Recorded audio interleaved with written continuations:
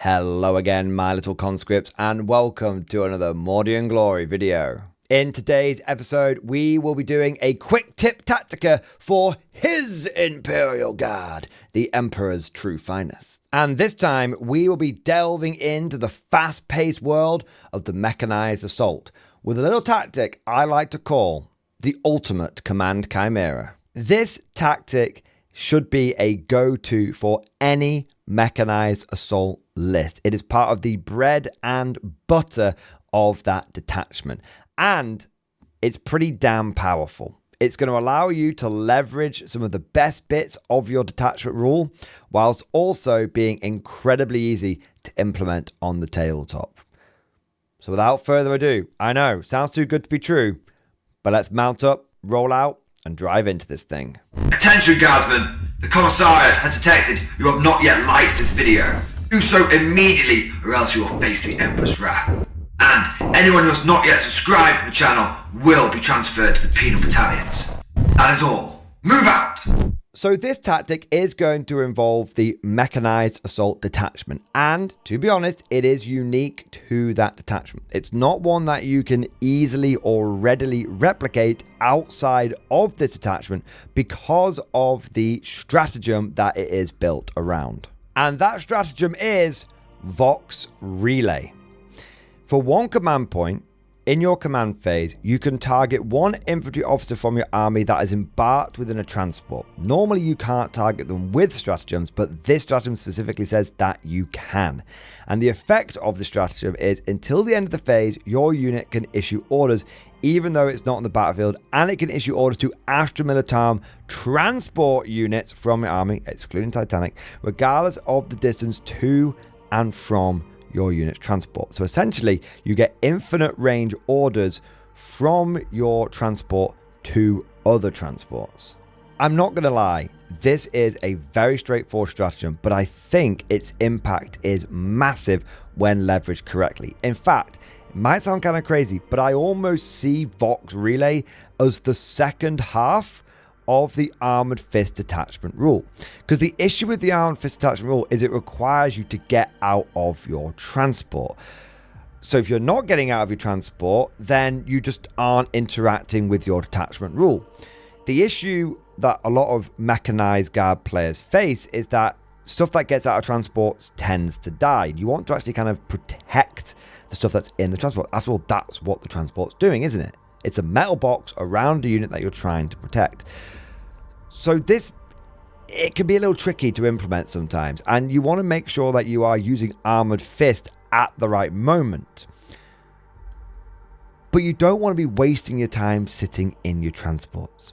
So Vox Relay allows you to essentially benefit from taking a lot of transports in your army, but doesn't force you to actually get out of your transports all the time. In fact, as we'll see in a moment, it actually encourages you to stay in your transport. So that way you can have some units jumping out and smashing face, Kazakin inside Tauroxes, for example, and then other units can stay in transports but still contribute significantly to the fight.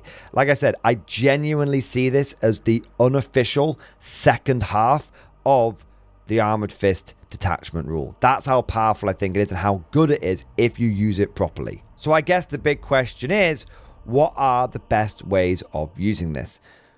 Honestly, it feels like Creed is an auto-include here, because Creed does 3 orders for 85 points. That is the cheapest way you can get that volume of orders into your army list. Now, yeah, Creed is more expensive. She's gone from being 65 points to being 85 points. Even so, I think she is an auto-include for this tactic. If you are absolutely strapped for points, you could go down to a Cajun Castellan, because he can still do 2 orders. But I think you're going to want those 3. I think you're going to want 3 orders, because if you think about this, you're going to have 5, 6, 7 transports in a mechanized assault detachment. We're probably looking at 2 to 3 squads of Kazakin inside Tauroxes, and then we're looking at 4 to 5 squads inside Chimeras. Some of those Chimeras are going to want to be staged up, are going to want to be hiding, biding their time. Others are going to want to be getting into the fight. But having 3 orders from Creed gives us a bit of flexibility, gives us a bit of volume to those orders, because we can only use this stratagem once per turn. So we might as well get our maximum bang for buck out of it. But I know what some of you are thinking. If we're taking Creed and then putting her in a Chimera, that's going to come to like 170 points. That's actually more than the Lord Solar, and he can do 3 orders as well. So why wouldn't I just take the Lord Solar? The thing is, you have unlimited range on these orders as part of Vox Relay. The Lord Solar, on his own, only has a 6-inch range. If you want to extend the range of his orders, he needs to have a command squad and also an infantry squad, which actually means you are looking at a, 280 point combo. This is much cheaper. It's more than that. It's 110 points cheaper. And the best bit is, unlike the Lord Solar, who just sort of sits at the back, he generates the CP to be fair, but he sits at the back doing his orders. The Command Chimera, the Creed Command Chimera, is going to actually contribute to the fight. So the Chimera isn't attacks. We're actually going to be leveraging that. So really, this tactic does only cost the base points of Creed. That's the only accommodation you're having to make. So we've got Creed, we're putting in a Chimera. Brilliant. The big question now is, what are the transports we're going to take? And what units are we going to put inside those transports? Personally, I think you want to build this around the Chimera. Although I do want to mention the Taurox Prime a little bit later on. The Chimera has its own incredible firepower, double heavy bolter, those have got stained hits, then we've got a heavy stubber on top, then we've got a hunter killer missile, which is nice, and we've also got the lasgun arrays. But the biggie is that firing deck, and what you put in the Chimera is going to determine how we really use this. Option number 1 is heavy weapon teams. Specifically, I think the best one for it is the Krieg heavy weapon team. And you've got 2 options. Either you go for the flamers or you go for the las cannons. If you go for las cannons, and to be fair, you could mix a match squad, but that's never really a good idea. If you go for las cannons, it allows your Chimera to act as a pseudo light tank, which, when it needs to, could jump out all of the Krieg guys, blast with las cannons, do some damage there, and then when they die, they can blast with las cannons again. Or you make this into a mini hellhound. If you go down the las cannon route, you're probably going to put take aim on the Chimeras. If you go down the flamer route, you're probably going to go for move, because you can put double heavy flamer on the Chimera itself. Then you've got the Krieg flamer as well. It's a lot of flame that's happening. Then when the guys get out, they can flame something. Then when the enemy tries to move, you can overwatch and they flame something. And then when they inevitably die, they can flame something. So I probably would lean more towards the pocket hellhound. Or should we, what do you say, like Russian nesting hellhound? Because it's like there's flame and then there's flame and then there's more flame. So the las cannon route is nice, but I think you're probably just going to say, why didn't just take a Vanquisher? You know what I mean? So I think going for the Russian nesting flamers is the better way of leveraging this, and using move works quite nicely. Option number 2, keep it simple. Go for something like Cadians. If you have a Cadian squad inside this transport, it's relatively cheap. It's going to come in at 150 points, and the Cadians are going to have a melter gun and a plasma gun in there. And you can order that Chimera to have take aim. So what you have is a transport which has got plenty of just anti-infantry DACA with a pinch of decent AP coming out of that firing deck. And you're kind of fulfilling what you want from a mechanized unit, which is it's protecting the objective control, because you need to husband that OC2. So you're protecting your objective control whilst still allowing it to contribute to the fight. This, to me, really feels like you're making Vox Relay that second part of your detachment rule, that pseudo second part. But lastly, you've got Ogryn. And this is where I think it really gets interesting. Because Ogryn normally can't receive orders because they're auxiliary. But with Vox Relay, it's not the Ogryn's receiving the order, it's the Chimera. And with firing deck, it's not the Ogryn's shooting the Ripper guns, it's the Chimera. So you could put take aim on a Chimera which has 2 Ogrins shooting out the top, because 2 Ogrins can shoot out the firing deck. If you're in a 9-inch rapid fire, which again, that matters, that because you have to get that close. Now, normally getting that close could drag you out of order range, but you've got infinite order range. So your Ogrins shoot out the firing deck. Your Chimera's got 6 of its heavy bolter shots. The Ogrins are basically adding an additional 12 heavy bolter shots, 6 per ripper gun in rapid fire range. So you're getting 18 heavy bolter shots from this. And you're doing this 3 times. Because just because Creed's in a Chimera doesn't mean she can't be in there with some Ogrins as well. Ogrins take up 3 spaces each. Chimeras have a transport capacity of 12. So you could put 3 Ogrins, 3 sets of 3 Ogrins in 3 Chimeras, and Creed can go in one of them. And they can all receive take aim no matter where they are on the battlefield. Thanks to Vox Relay. That's a lot of DACA. That's a lot of anti-infantry DACA.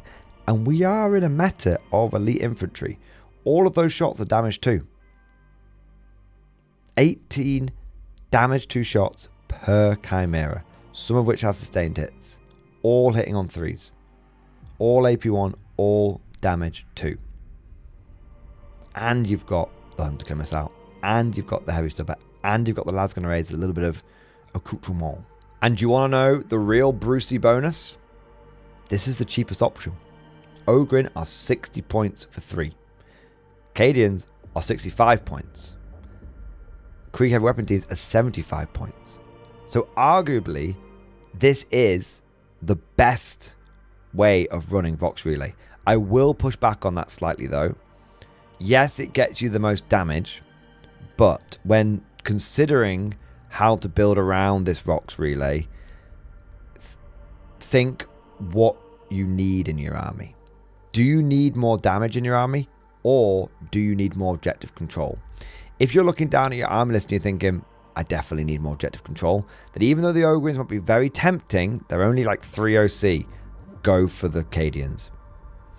If you're looking down on this and you're like, I've got plenty of objective control, I'm sorted on that, then definitely go for the Ogrins.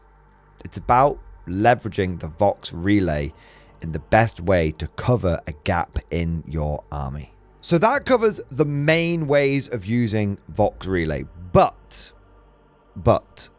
there are a couple of honorable mentions I want to throw out there. Firstly, technically speaking, Valkyries can benefit from this.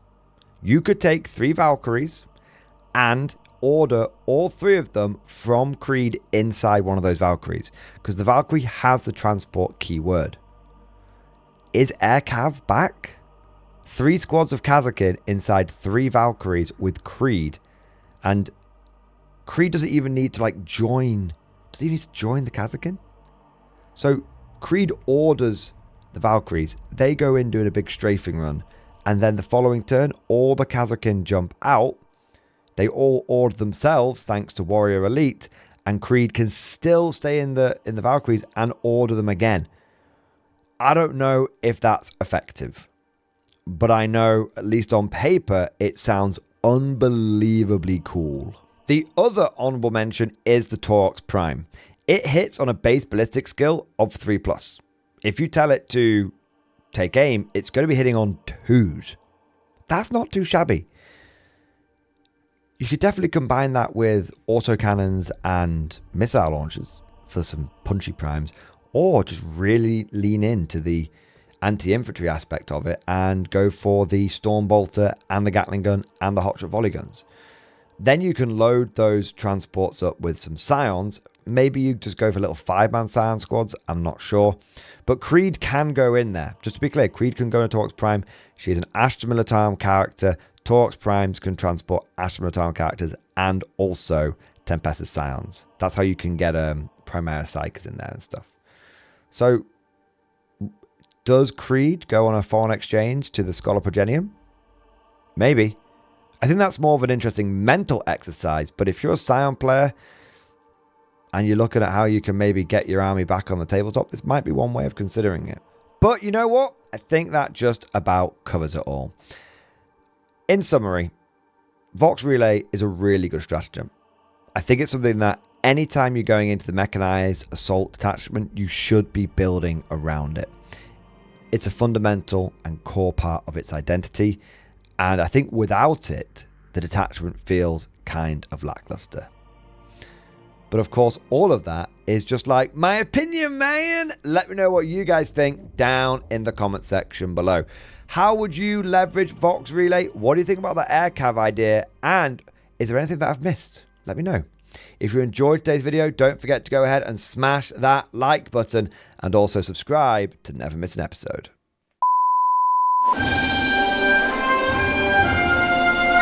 Would you like to know more? If so, then please consider becoming a channel member or patron. By supporting the channel, not only will you be doing your part, but you'll also be helping me create more content for your viewing pleasure and unlocking a whole host of perks. You get everything from a badge next to your name, custom emojis, but the big one is access to the Mordian Glory Discord server, an online community with almost 2,500 active members.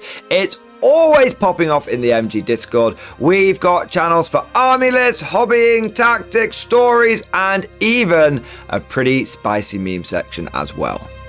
For all you greenhorns that wanted to see the Mordian glory hole, today is your lucky day.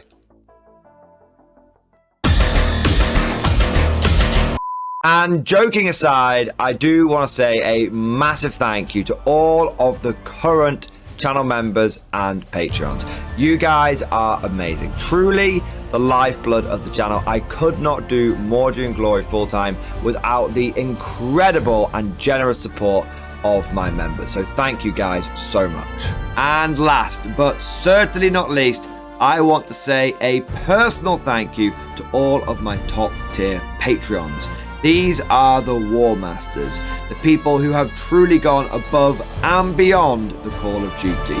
So a heartfelt thank you to Redfield, 32, Jurgens, Miasma, Try Again, Bragg, RJ, Scorpion, Bonbon Vert, Lord Pryor, Nicholas Walsh, John Stubbs, Guardian, Varney, Sword, Fish Trombone, Picklock the Forged. Seriously guys, thank you from the bottom of my heart. Your support is incredible and it makes a huge difference. Thank you so much. That's all for now. Hope you've all enjoyed today's video, and of course, as always, see you guys next time.